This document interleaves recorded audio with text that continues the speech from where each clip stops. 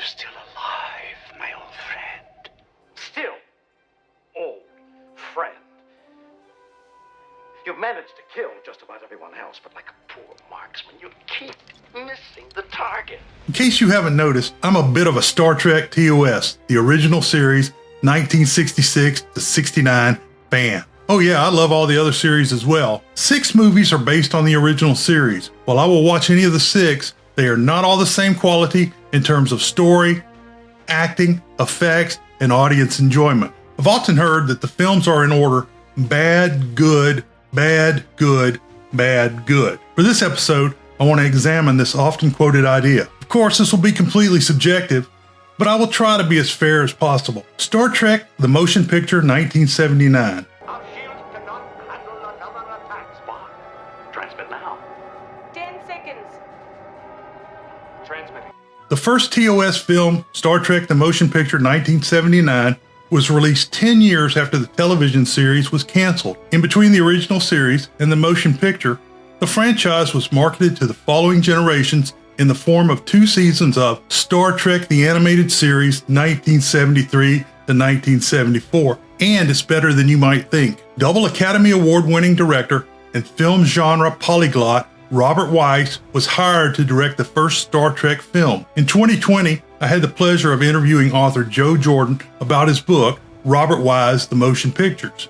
The interview is still available on YouTube, and there will be a link below, but be warned, it suffers from a lack of technical know-how on my part. Mr. Jordan told me that Star Trek the Motion Picture was plagued by an unfinished script and reached the point on set where actors were required to sign off when they were given script updates. On IMDb.com, Star Trek the Motion Picture 1979 has a relatively low 6.4 rating. On RottenTomatoes.com, the film has a poor 51% rating on the tomato meter and only 42% audience approval, making it one of the more divisive entries in this series. Its ambition was undeniable. As one critic wrote, quote, "It's Star Trek is 2001: A Space Odyssey, with more uniforms and fewer emotions," unquote. Great film critic Roger Ebert gave this film 3 out of 4 stars and said in part in his December 7th, 1979 review, quote, "Star Trek, the motion picture, is probably about as good as we could have expected.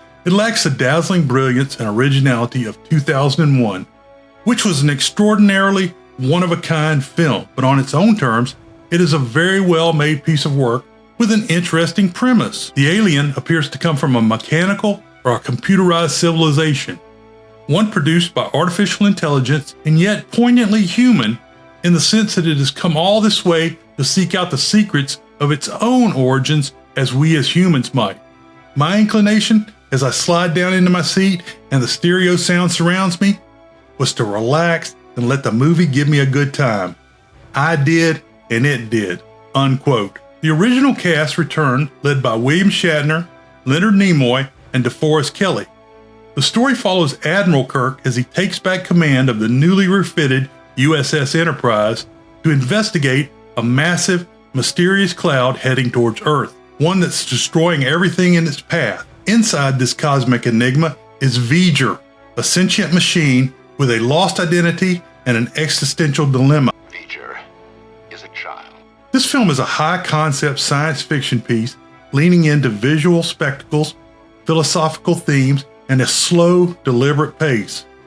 It's more about atmosphere and awe than action, and that's both its strength and its weakness. So why is Star Trek the Motion Picture notable? It's because it dared to treat Star Trek as serious, cinematic science fiction at a time when space operas were booming. It set the visual tone for future films and reintroduced audiences to the Enterprise crew after a long absence. For anyone who was a fan of the original series, having the original crew back on the bridge was exciting enough. Is it a great film? Not quite, but it's a bold one. It may not be everyone's favorite, but it deserves respect for laying the foundation for the future. Did we just see the beginning of a new life form? Yes, Captain. We witnessed a birth. Possibly a next step in our evolution. Well, it's been a long time since I delivered a baby. Star Trek II, The Wrath of Khan, 1982. Khan, bloodsucker. You're gonna have to do your own dirty work now. Do you hear me? Do you? Kirk, you're still alive, my old friend. Still old friend. You managed to kill just about everyone else, but like a poor marksman, you keep missing the target. The next film, Star Trek II, The Wrath of Khan, 1982, was directed by Nicholas Meyer. This is my personal favorite of the series. Khan! It is based on Star Trek, the original series, 1966 to 69, Season 1, Episode 22, Space Seed. In that episode, the Enterprise encounters the SS Botany Bay, a ship with dozens of people in suspended animation. It was a relic of the eugenics wars of the 1990s. The people on the ship were genetically engineered superhumans led by Khan Noonan Singh, Ricardo Montalbán. Khan and his band take over the Enterprise, but Captain Kirk and the crew retake the ship. They place Khan and his group, plus a female crew member who had become Khan's girlfriend, on an empty planet, Ceti Alpha 5. The planet would give them a chance for life, but also keep them away from civilization. Since it was released in 1982, Star Trek II, The Wrath of Khan is widely regarded as the crown jewel of the original Star Trek films. The film reunites the original series crew again, including William Shatner as Admiral Kirk, Leonard Nimoy as Captain Spock, and DeForest Kelley as Dr. McCoy. It features a very muscular Ricardo Montalbán in a legendary return as vengeful Khan Noonan Singh. Yes, and he wasn't wearing a chest prosthetic.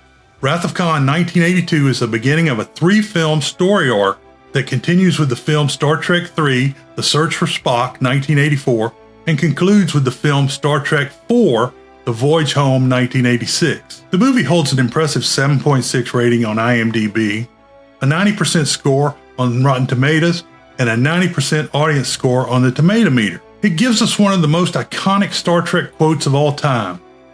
The needs of the many outweigh the needs of the few, or the one. That line alone cemented this film's place in pop culture. The plot centers on Khan's return after being exiled on Ceti Alpha 5 in the original series episode. Now seeking revenge against Kirk for abandoning him and his group on what became a desert wasteland planet, Khan hijacks a starship that was looking for Ceti Alpha 6, the USS Reliant, and sets his sight on obtaining Genesis, a powerful terraforming device that can be used as a weapon. What follows is a tense, emotionally charged game of cat and mouse between two brilliant minds, Kirk and the genetically modified Khan. He's intelligent, but not experienced. His pattern indicates two-dimensional thinking. Full stop.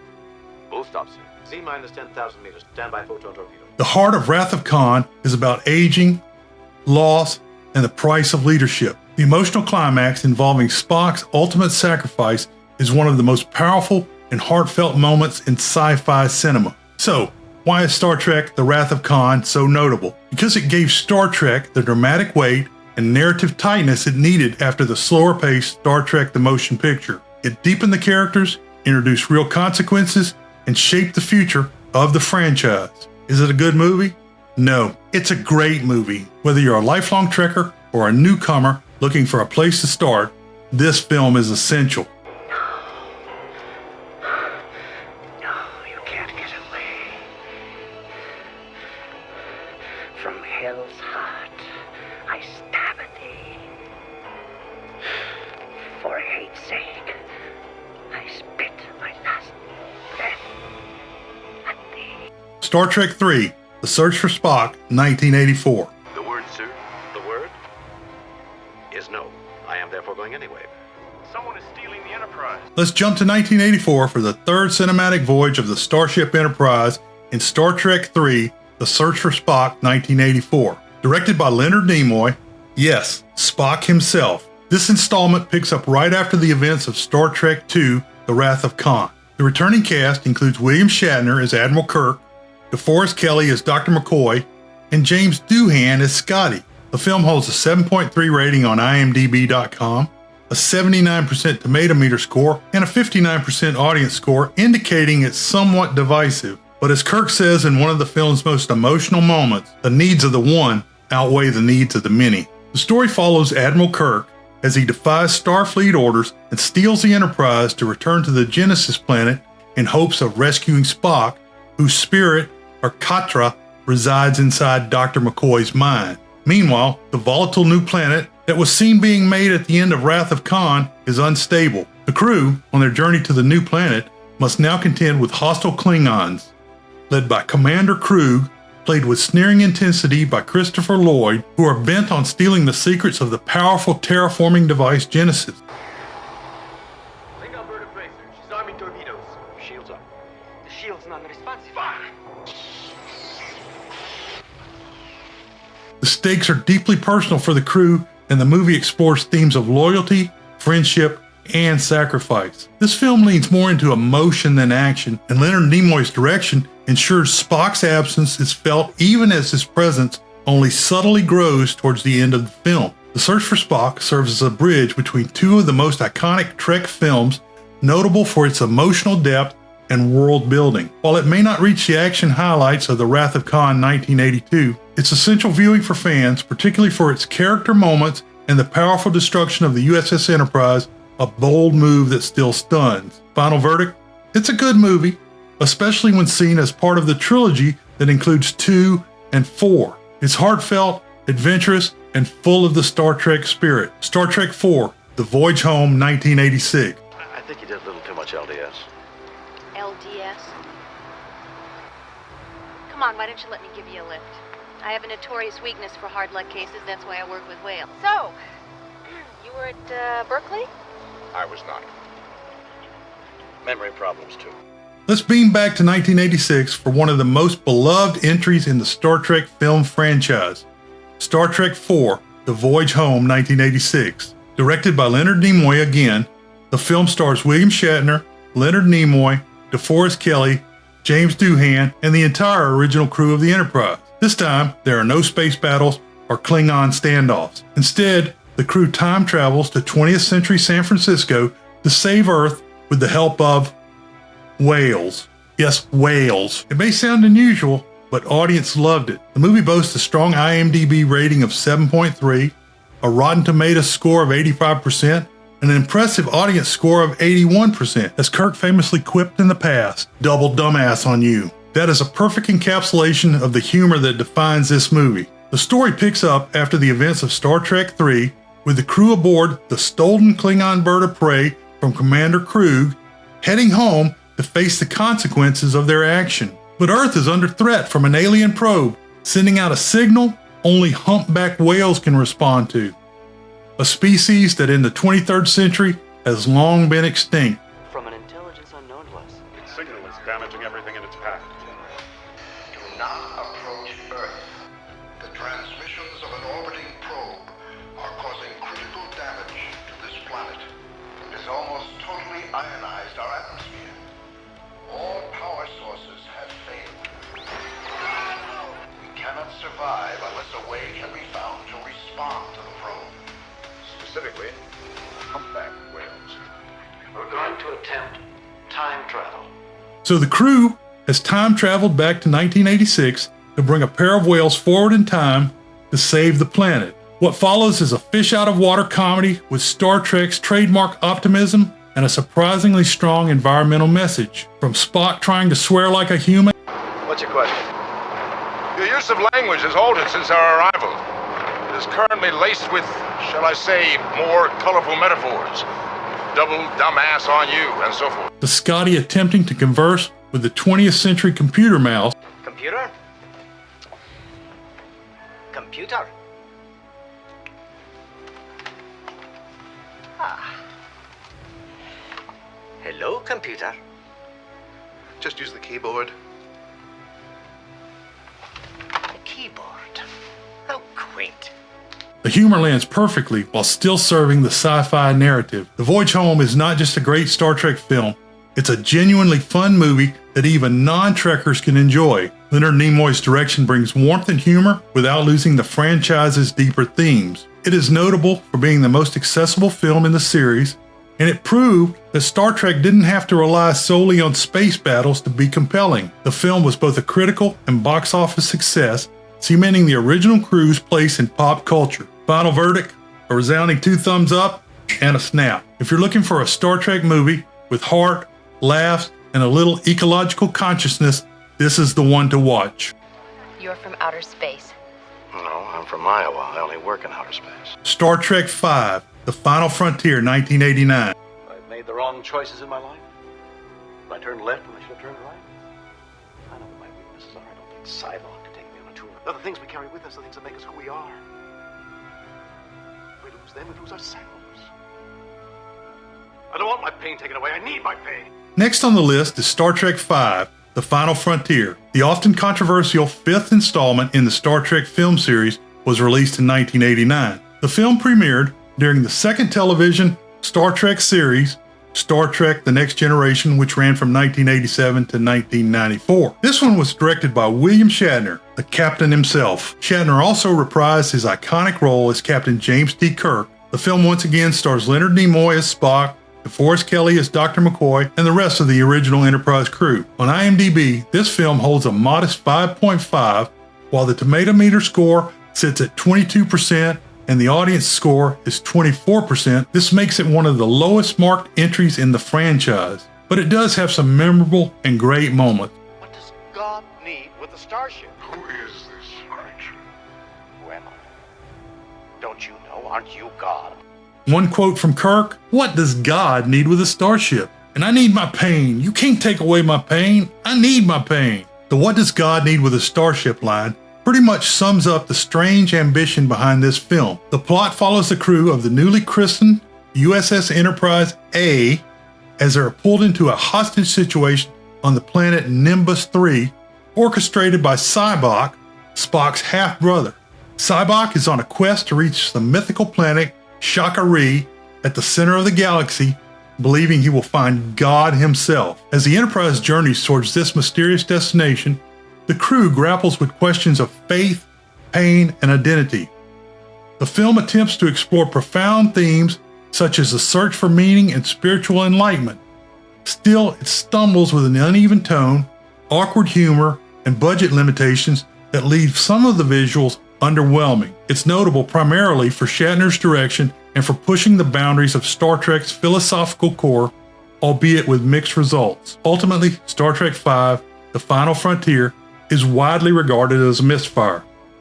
While it had noble intentions and a few touching moments, especially scenes that explore the friendship between Kirk, Spock, and McCoy, the execution fell short of expectations. Critics and fans were disappointed, and even the cast has poked fun at it over the years. Still, for those who want to watch all 6 movies or curious Trekkers, it's worth a watch. Just keep your expectations in check. Damn it, Spock. God damn it. Captain, what I have done... What you have done is betray every man on the ship. Worse, I betrayed you. I do not expect you to forgive me. Forgive you? I'll knock you on your goddamn ass. If you think it would help. You want me to hold him, Jim? You stay out of this. Why, Spock? Why? All you had to do was pull the trigger. If I had pulled the trigger, Cyborg would be dead. I ordered you to defend your ship. You ordered me to kill my brother. But the man may be a fellow Vulcan, but that doesn't... No, Captain. You do not understand. Cyborg also is a son of Sarek. Cyborg couldn't possibly be your brother because I happen to know for a fact you don't have a brother. Technically, you are correct. I do not have a brother. You see? See? I have a half-brother. Star Trek VI, The Undiscovered Country, 1991. No peace in our time.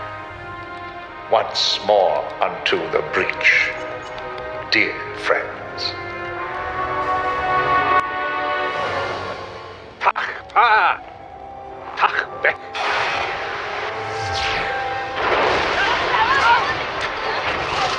Star Trek VI, The Undiscovered Country, 1991, was directed by Nicholas Meyer, who previously directed The Wrath of Khan. This 6th installment in the original Star Trek film series brings back the legendary crew of the USS Enterprise, including William Shatner as Captain Kirk, because he's been demoted, Leonard Nimoy as Spock, and DeForest Kelley as Dr. McCoy. It also stars Christopher Plummer as the Shakespeare-quoting Klingon antagonist General Chang, and Iman as Martia, a shapeshifter that Kirk and McCoy meet along the way. This film boasts a solid IMDb rating of 7.2, accompanied by a stronger tomato meter score of 83 and a popcorn score of 82, indicating both critical and audience approval. One memorable quote from the film that I like comes from Spock, and it says, "There's an old Vulcan proverb, only Nixon could go to China." That line set the political tone for this Cold War-inspired sci-fi thriller. The plot kicks off with an explosion on a Klingon moon, setting the stage for a fragile peace between the Klingon Empire and the United Federation of Planets. When the Klingon Chancellor is assassinated, Kirk and McCoy are framed and imprisoned, leading to a race against time to prevent an all-out war. What makes this film particularly notable is the reflections of the real-world political climate of the early 1990s, specifically the fall of the Soviet Union and the end of the Cold War.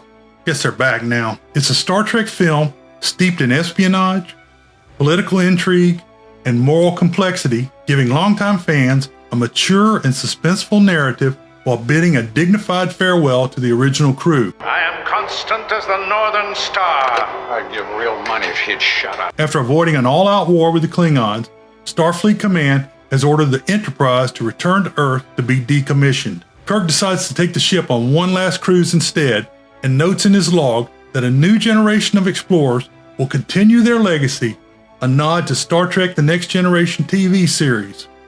Star Trek VI, The Undiscovered Country, stands out as one of the best entries in the franchise.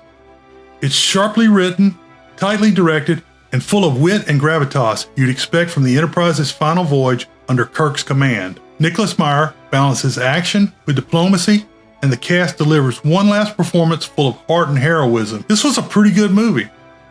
If you're a fan of Star Trek or thoughtful science fiction, this is a must-watch. In range? Not yet, sir. Come on, come on. She'll fly apart. Fly her apart then. Ah. The game's afoot, huh?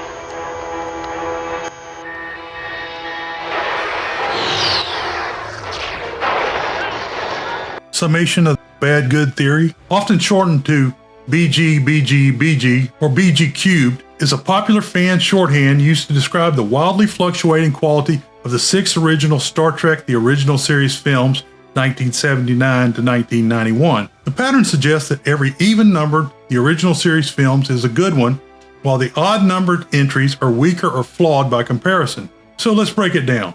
Star Trek The Motion Picture 1979, bad. Visually ambitious and directed by the legendary Robert Wise, but hampered by a slow pace, an unfinished script, and a lack of emotional resonance. While some praise its philosophical underpinnings and its cinematic scope, it's widely regarded as a cold start to the film franchise.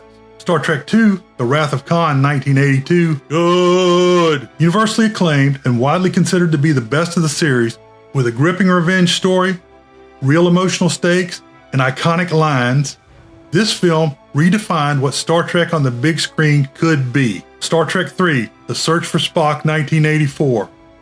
Mixed to bad. Leonard Nimoy's directorial debut carries emotional weight and important plot development, but lacks the pacing and impact of its predecessor. Many fans give it a pass, only as a transitional chapter in the trilogy started in The Wrath of Khan. Star Trek IV, The Voyage Home 1986, good. A fun, comedic time travel story with an environmental message and a huge crossover appeal. Often called the one with the whales, this is the most accessible and arguably the most crowd-pleasing Star Trek movie. Star Trek V, The Final Frontier 1989, fair to bad. Directed by William Shatner, this entry is infamous for its muddled plot and low production values. Its ambition to tackle big philosophical questions is undercut by campy moments and budget constraints. So, it's a noble misfire with a few memorable quotes. Star Trek VI, The Undiscovered Country 1991, good.